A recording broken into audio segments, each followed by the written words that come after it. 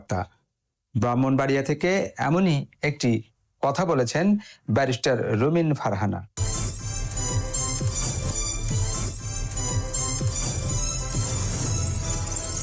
আমার হাঁস আমার চাষ করা ধানেই খাবে।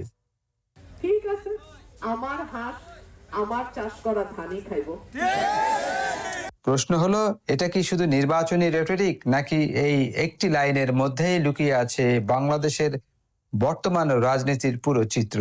রুমিন ফারহানার হাঁস এটা কোনো প্রাণী নয়, এটা ক্ষমতার মালিকানা নিয়ে প্রশ্ন। হাঁস এখানে ভোট, আর ধান মানে ভোটের ফল, রাষ্ট্রীয় ক্ষমতা। তিনি আসলে বলেছেন, আমি যেটা ভোট নিজে কষ্ট করে অর্জন করব, সেটার ফল অন্য কেউ ভোগ করবে না। এই বক্তব্যের সরাসরি কার বিরুদ্ধে? ক্ষমতার সেই ব্যবস্থার বিরুদ্ধে যেখানে ভোট দেয় একজন আর ফল পায় আরেকজন। আমার একটা হাঁসও যেন কোনো শিয়াল চুরি না করে।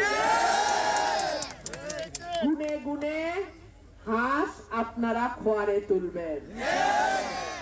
15 বছর হাল চাষ করলাম, বীজ দিলাম, ধান লাগাইলাম, ফসল কাটার সময় যদি মরুভূমি আসে কেমনটা লাগে?